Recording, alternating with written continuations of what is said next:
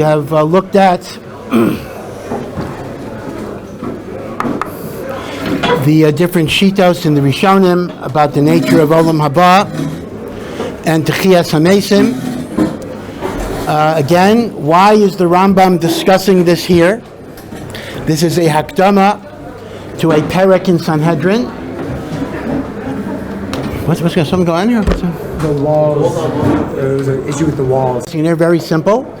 This Perek begins with a statement, Kol Yisrael yesh lem Chelek li'olam haba. Every Jew has a portion in Olam Haba, except for a certain group that doesn't have a portion.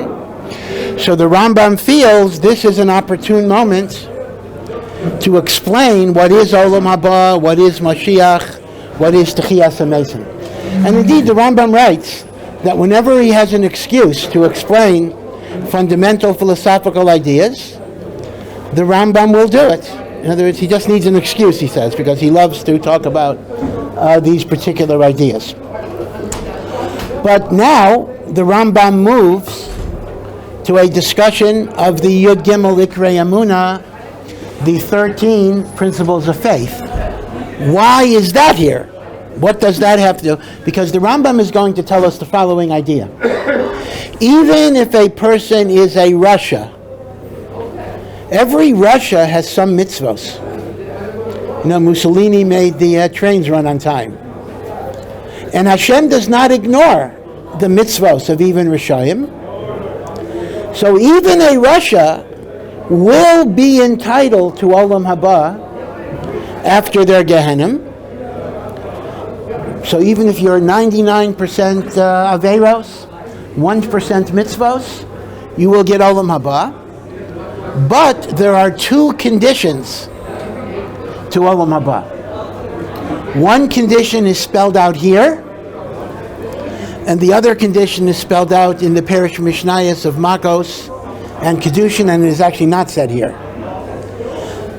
The second condition that's not spelled out here, we actually already talked about, and that is the Rambam learns you have to have done at least one mitzvah in your whole life, totally for the sake of Hashem.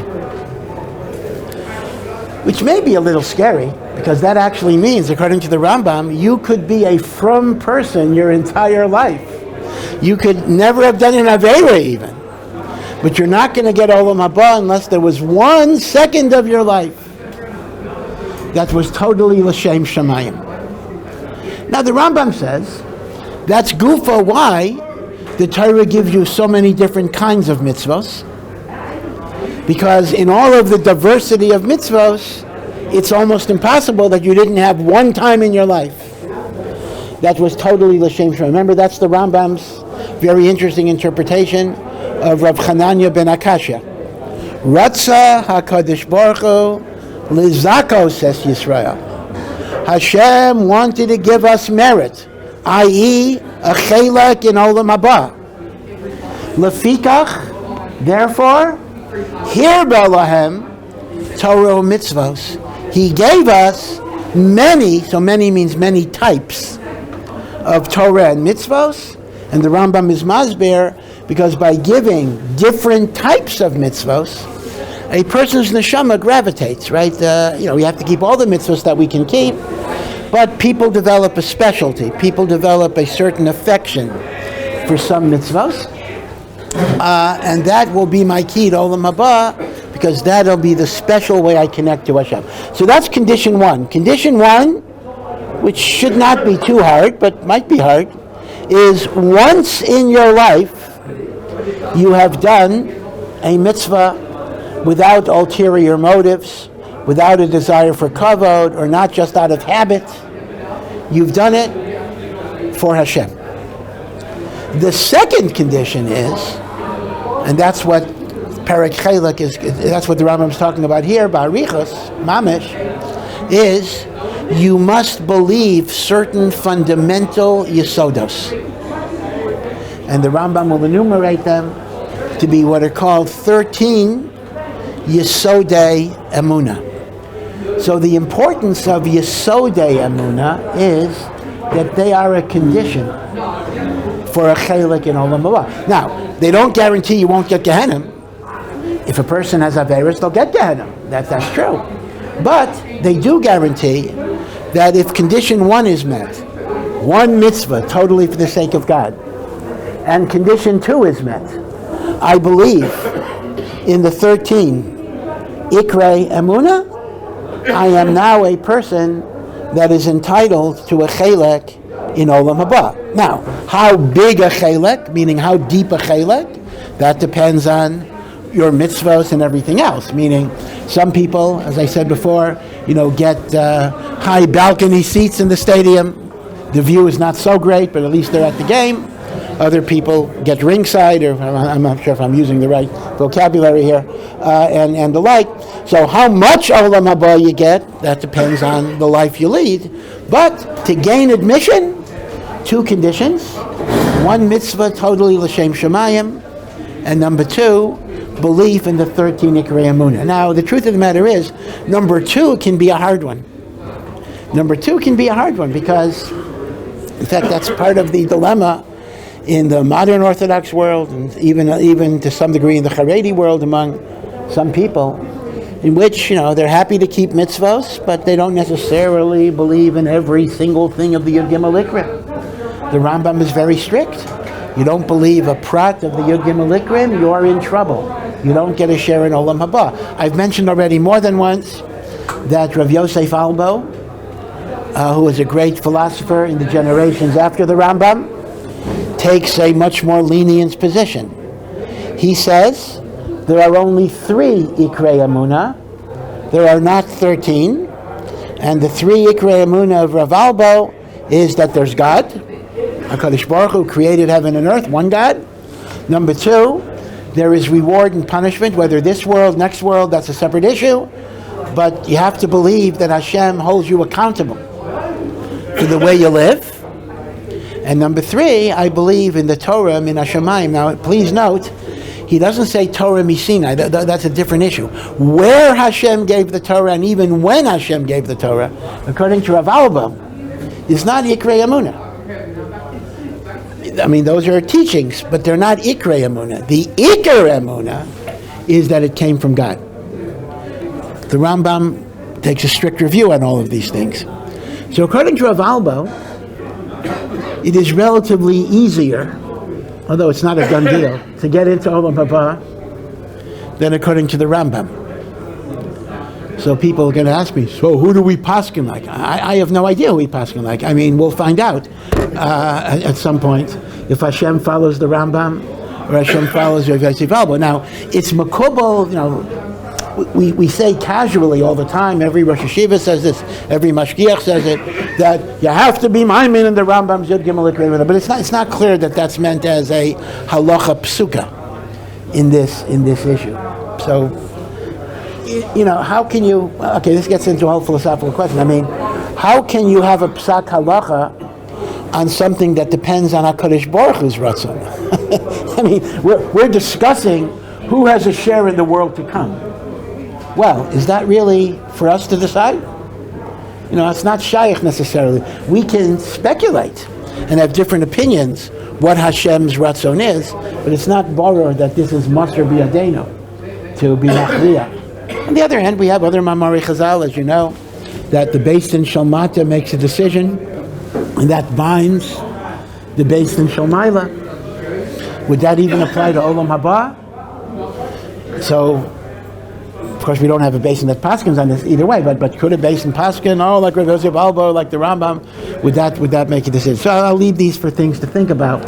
But this is why the Rambam brings in the Yud Gimel Ikrim, because according to the Rambam, they are a Tanai in Olam Haba. Now, here is a problem, and this is going to take a while actually, because I'm going to go over a very long excerpt, so I'm not going to finish this today, in Hilchos Tshuva, Perek Gimel. And if you're interested, you can look at it yourself later, over Shabbos or whatever it is. So let me just give you the Mara Makom here. This is Hilchos Tshuva of the Rambam, Perek Gimel, Halacha Vav through Halacha Yudalit. So it's a long passage where the Rambam discusses in great detail who does not have a share in Olam Haba. And the problem you will encounter, if you look at the Rambam, is that the Rambam's list in the Mishnah Torah seems to be a lot longer than the Rambam's Gegeder in the Hakdama to Perek Mishnayos.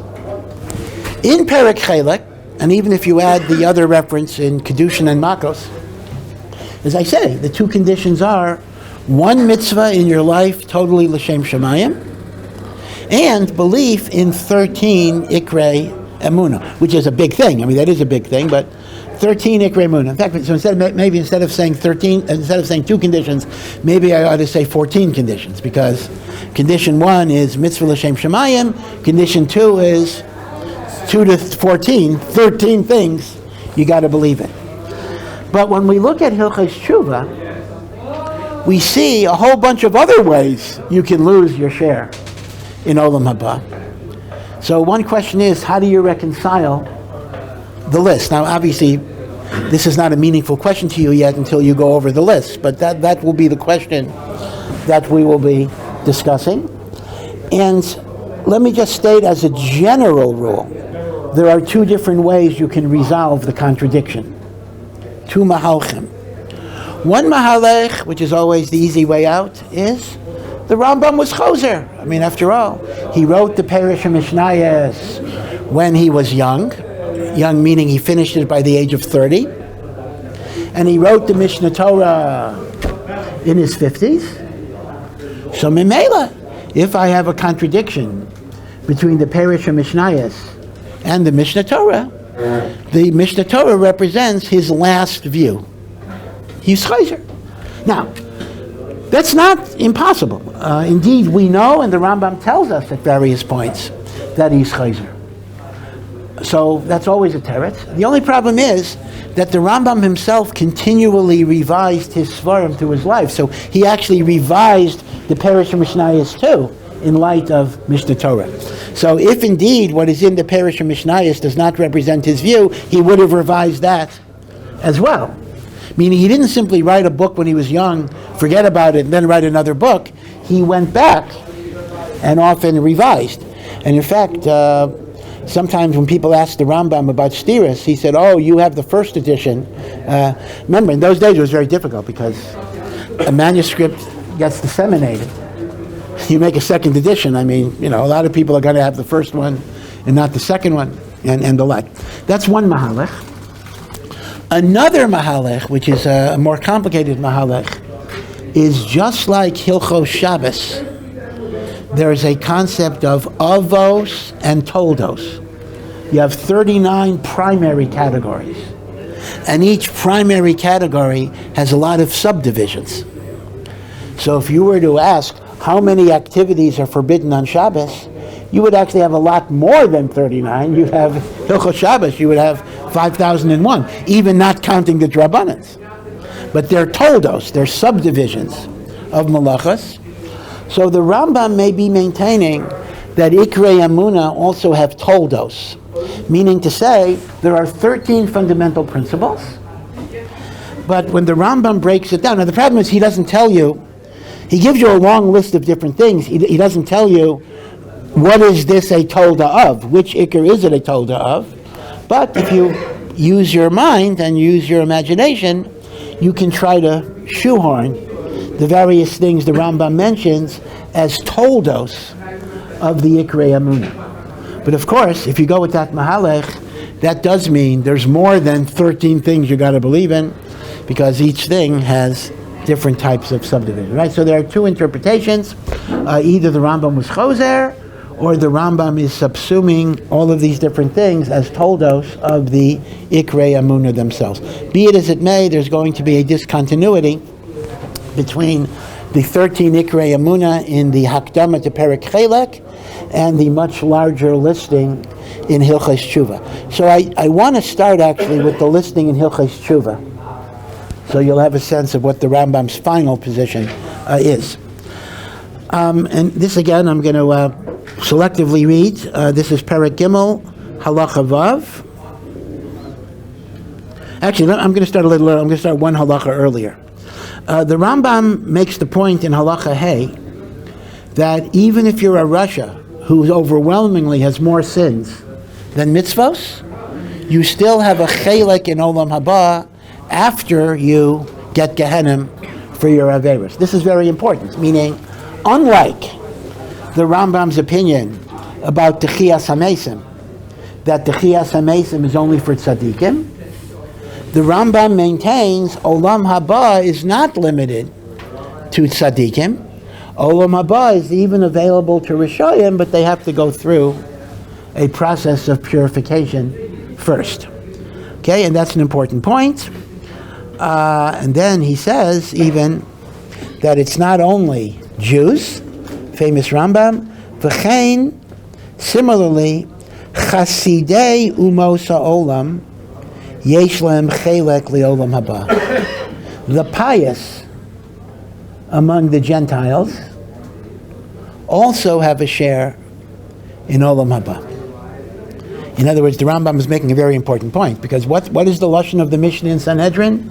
Kol Yisrael Yesh Lehem Chelek Le'olam Haba. If I read the Mishnah quite literally, every Jew has a share in the world to come unless they lose it, which we'll talk about. So if I just read the Mishnah, I would very easily conclude, Olam Haba is for Jews. Goyim don't have Olam Haba. So the Rambam says that's an incorrect reading. Yisrael is not meant to exclude non-Jews. Non-Jews too qualify for Olam Haba if they are Chasidei Umos HaOlam. Now, the Rambam does not define that term here. The Rambam just uses the term, and it's taken from a Chazal. The Rambam does not define it. But in Hilchos Malachim, the very last series of halachas in the Mishnah Torah, the Rambam defines Chasidei Umos HaOlam as a non-Jew who observes the 7 mitzvos of Noach, but this is important, but he observes them not because of his own morality or conscience or upbringing or system of ethics, but he observes them because he believes that Hashem communicated them to Adam HaRishon, then to Noach, etc. If one does not believe in the divine origin of the Noachite code, then one is not Chasidei Umos HaOlam. So according to the Rambam at least, an atheist, a moral, righteous atheist, cannot have a share. I'm talking about Goyim now because I haven't yet done the Jews. Cannot have a share in Olam Haba because by definition he does not believe that the Noachide code has any divine origin at all. If he doesn't kill and he doesn't steal and he doesn't commit adultery, he's doing that because that's how his parents raised him or that's what he thinks is right. But that does not qualify for Chasidei Umos HaOlam. Now, the Rambam even says something even more than that, which is very, very difficult. So, condition 1 keeps the 7 mitzvahs of Noach. Okay. Condition 2 believes they are of divine origin and not simply a matter of common sense or morality. Okay. Condition 3 kind of knocks you over. That he believes that the binding nature of the Noachite code is because of the revelation of Hashem at Har Sinai, which means he has to believe that Hashem reiterated on Har Sinai to Moshe Rabbeinu that Goyim have to keep. It was like almost a Matan Torah for the Goyim too, that they have to keep the Noachide laws. Now, in truth, even many Mefarshim of the Rambam consider that a bit of a mystery. Why are you submitting Maimed Har Sinai as something that's so obligatory? I mean, I can understand the idea that you have to believe it comes from God. You have to believe this is HaKadosh Baruch Hu's commandment to the Gentiles.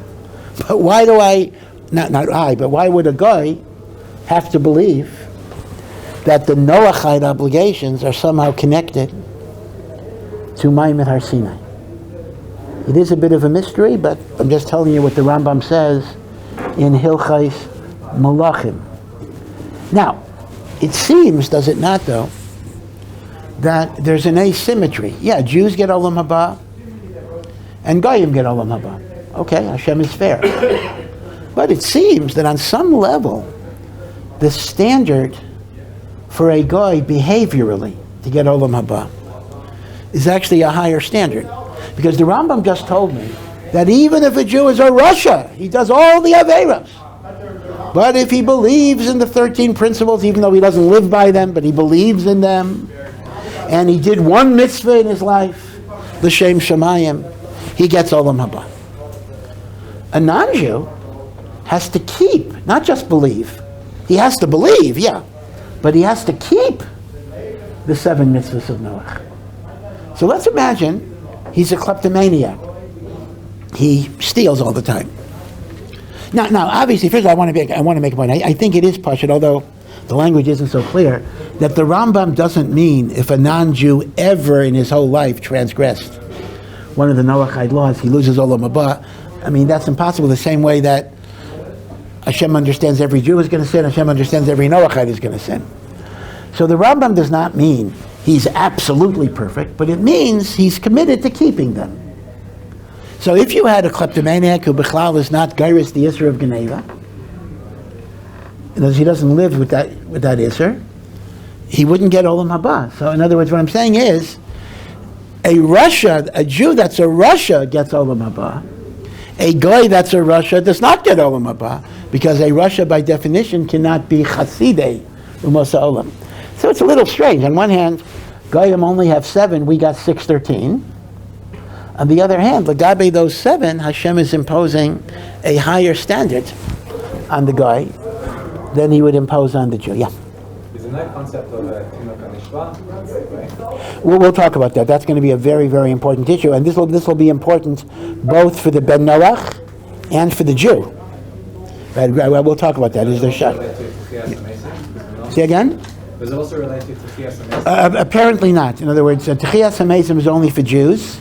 But again, according to the Rambam, that's not such a big deal, because Techiyas HaMesim is giving a Jew an extra opportunity to get Olam Haba, so the guy doesn't get the extra opportunity. Is it true that regarding Tinok HaNishva, that's a Jew, they will merit the next world, but they won't merit Techiyas HaMesim?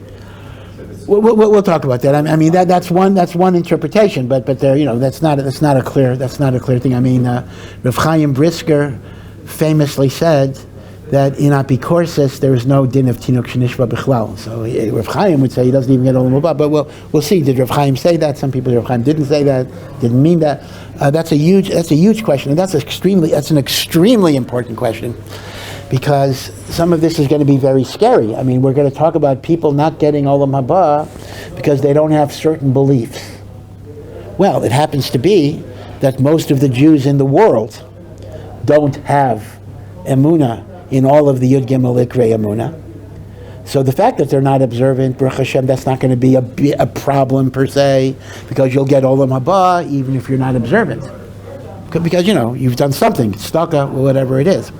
But if the theological belief system is a condition for Olam Haba, unfortunately, most of the Jewish world is in very, very deep trouble, and the question will become, is Tinok Shenishba going to be the out for them? Okay, so we will talk about that. Now, I do want to point out, though, talking about Goyim for a moment, just talking about Goyim, if you look at the commentary of the Tiferes Yisrael, one of the great commentators on the Mishnah, to Perek Chelek, he brings the Rambam's idea that you got to believe. He's talking about Goyim for a moment, that they have to believe that there's a God and that God gave, the Noachide laws, and it's binding from Har Sinai, which itself is Bechlala, a mysterious Chiddush. Why is Har Sinai important for Goyim at all? But the Rambam even makes that important. So the Tiferes Yisrael says he can't believe it. He says he looks at what Goyim have done for the world. He mentions Edward Jenner. who invented the smallpox vaccine. Smallpox was a real machala that killed hundreds of thousands of people for hundreds of years. And now smallpox, I think, is officially eradicated. They keep one vial of the smallpox virus for research, and I think it may have been stolen. There's an issue. God forbid. It is theoretically possible for smallpox to reemerge, but it's officially dead. Tchias Mason for smallpox, chas v'shalom, and the like. So Edward Jenner, this is around 200 years ago. This is a real long time. It was one of the first vaccines in medical history.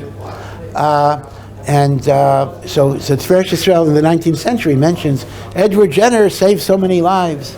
How is it possible that there's no Olam Haba?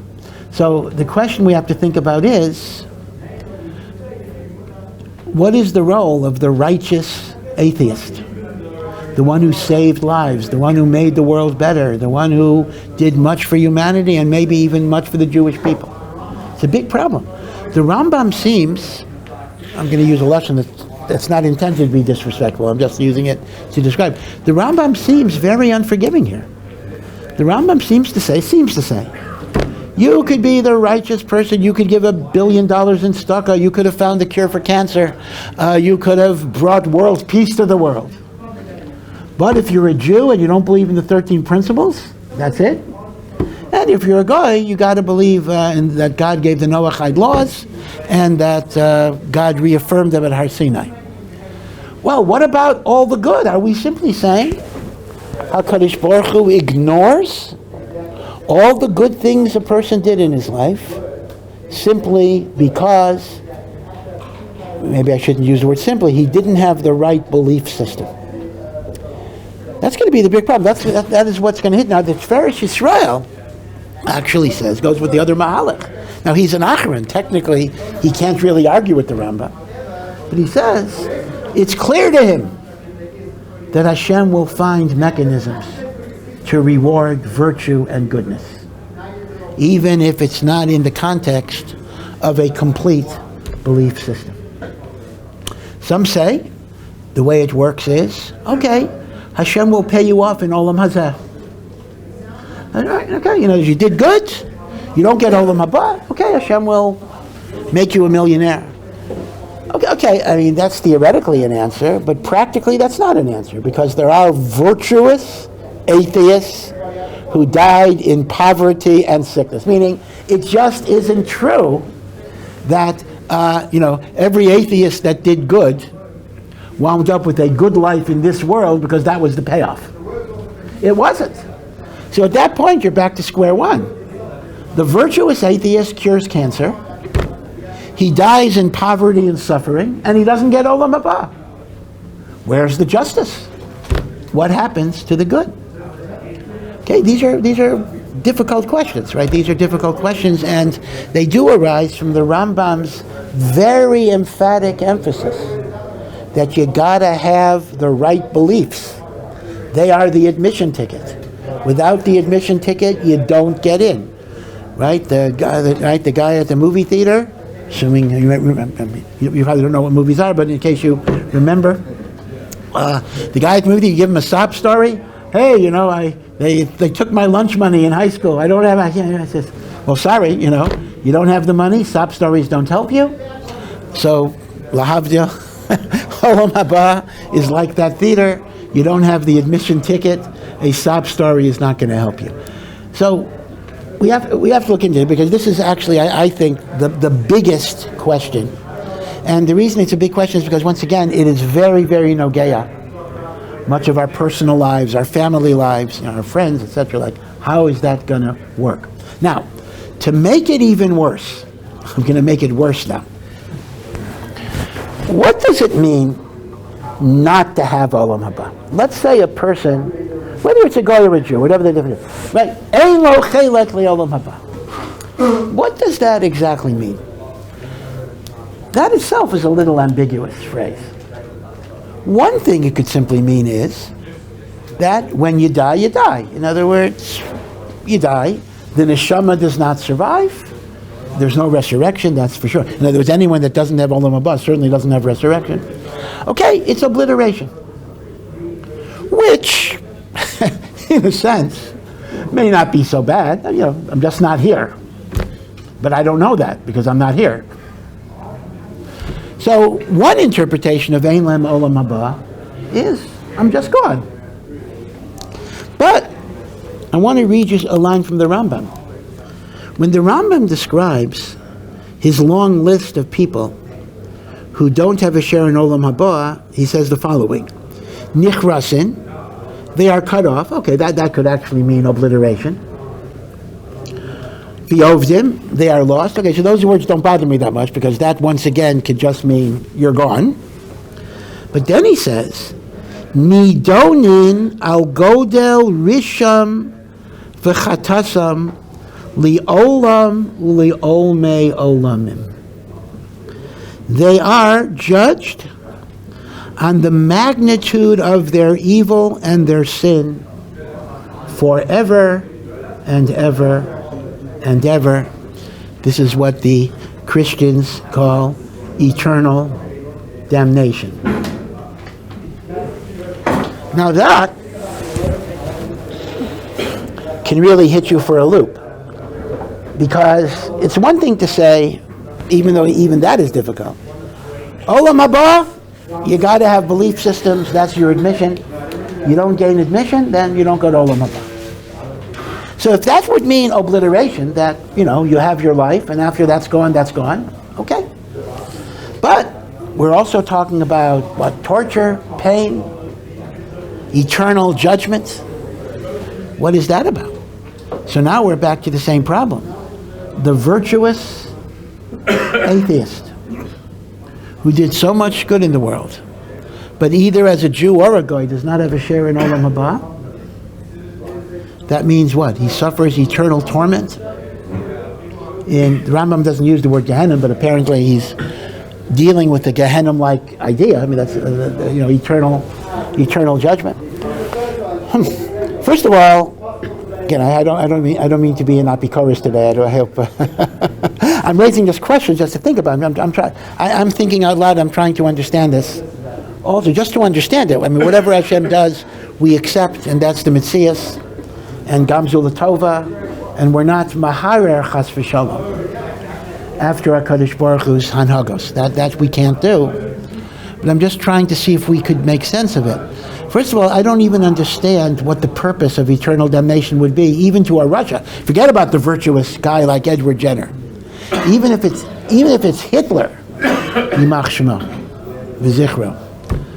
I'm not sure what the ultimate purpose of eternal. We explained before that the tachlis of Gehenna is a rehabilitative process, so that we get purified, so we can go to Olam Haba. It's like physical therapy. A person breaks their legs. So you got to go through painful, excruciating exercises to be able to walk. So Gehenna is excruciating, but it's ultimately to be masaking. So if you have somebody that's not fixable, Ein lo Chelek l'Olam Haba, even if he's a Russian, Kal v'chomer, if he's a virtuous atheist, what's the purpose of God torturing him for eternity? What is it going to lead to? What is going to be accomplished by eternal suffering? What is accomplished by temporary suffering is it purifies the person, so they will go to the great state of Olam Haba. So it's a necessary chesed of Hashem.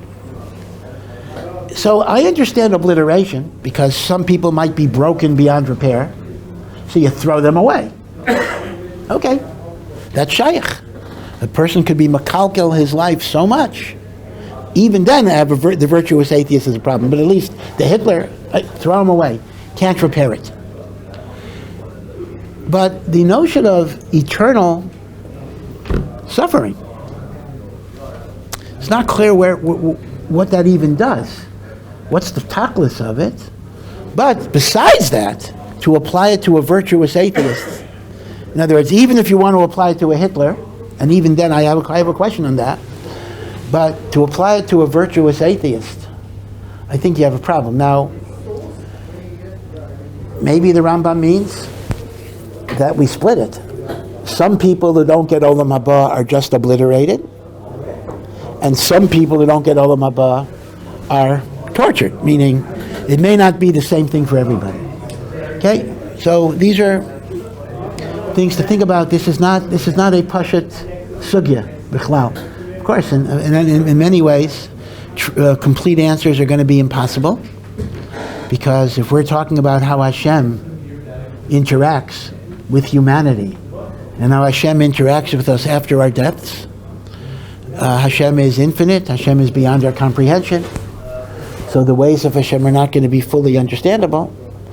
But still, we try to make sense of the framework that the Rambam is correcting. So be it as it may, these are questions for thought, and maybe something will get worked out as we go through this. Frankly, I have no idea right now what the teretz might be. But the next thing we're going to do, so you may want to look at it to prepare it, is we're going to look at Hilchos Tshuva, Perek Gimel, from Halacha Vav to the end of the Perek. Okay, and that's the Rambam's list of those who do not have a share in Olam Haba. Yeah.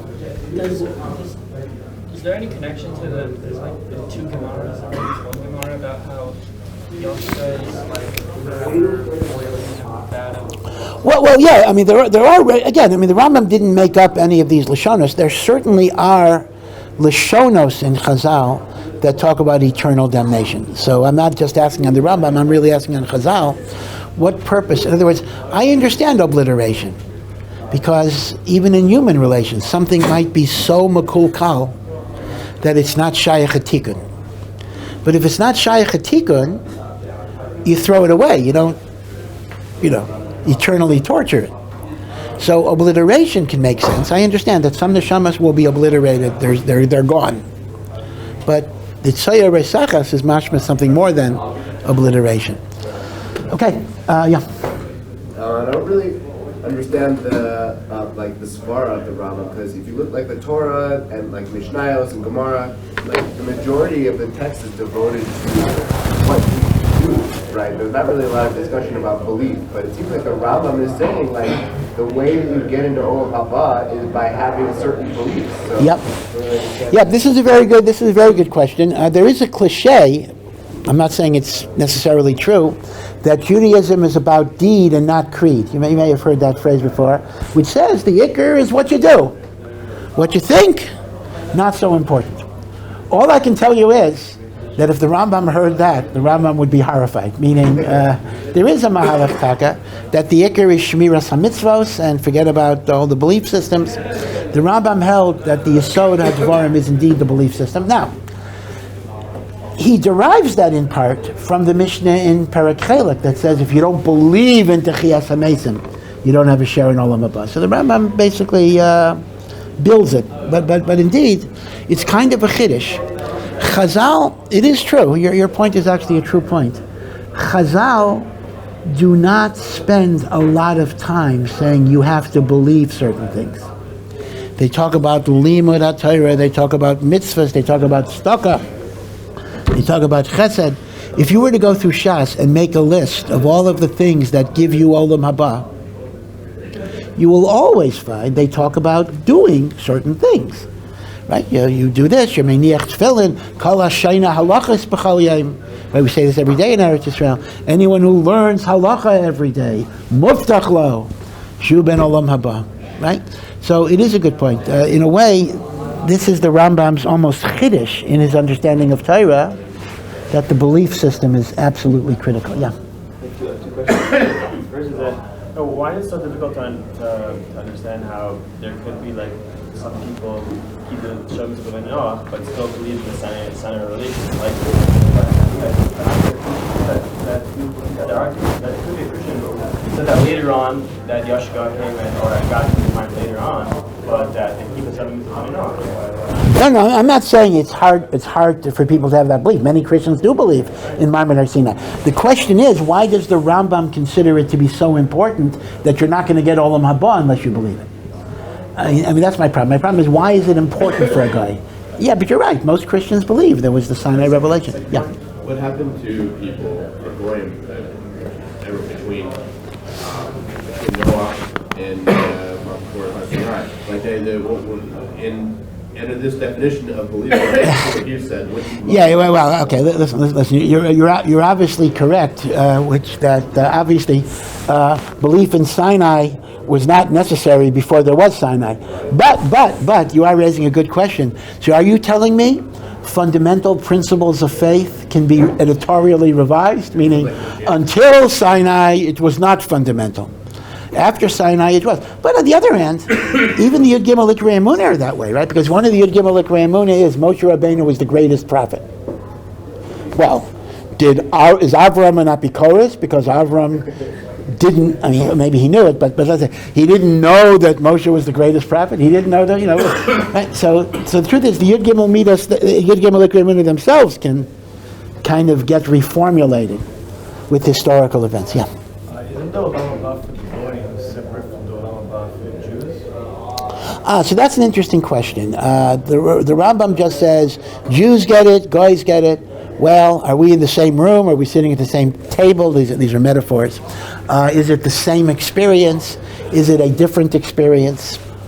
Again, the machloksim about it. They did said that since Olam Haba is kirvas elokim, closeness to God, so the Jewish neshama has, by definition, a greater capacity. And therefore, the Olam Haba of a Goy cannot be the same as that of a Jew. But again, would the Rambam say that? I don't know. Because one of the things that the Rambam is, in a sense, is the Rambam is an equalizer. In other words, if you compare the Rambam to Rav Yehuda HaLevi, you see a very interesting thing. Rav Yehuda HaLevi is the one that has this idea that, is very widespread, that a Jew is better than a Goy no matter what. You take the best Goy, you take the worst Jew. The Jewish neshama is, by definition, higher, holier, better. That's Rav Yehuda HaLevi. The Rambam, interestingly enough, is much more of a meritocracy idea. And that is, hey, just because you're a Jew, that doesn't make you better than a Goy. What makes you better are the mitzvahs that you do. And therefore, the Rambam wouldn't necessarily say, just because somebody's a Goy, they get a different Olam Haba. If he's Chasidei Umos HaOlam, just as good as a Jew.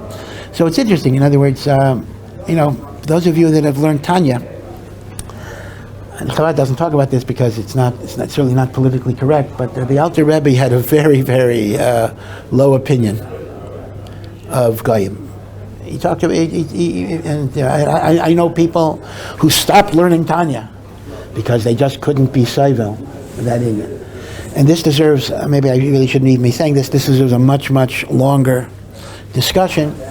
And it's connected to Rav Yehuda HaLevi and the Kuzari about the nature of the Jewish soul. But the Rambam didn't necessarily have that shita.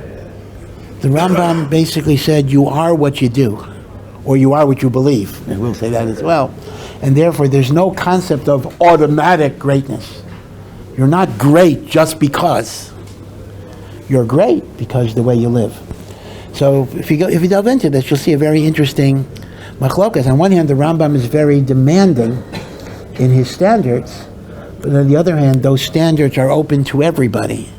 And he didn't say, Jew is automatically better. So it's an important issue because one of the issues we face in Ohr Somayach is that sometimes you'll hear a shir talks about the Goyim, about the Goyim, whatever it is, and sometimes that's somebody's parents, somebody's father, somebody's mother, And I can tell you, I know from actual knowledge that, there have been Gerim that stopped being religious because they couldn't take the fact that their families were being denigrated all the time. And Bichlal, it's not a right chinuch. Maybe we'll talk about it Q&A if somebody wants to bring it up. But all I want to say is that I think that rhetoric is very foreign to the Rambam. The Rambam himself would not go with that type of approach at all, and therefore, this is a long-winded answer to your question. I think the Olam Haba, like the Rambam, will be the same. Okay, we'll stop here.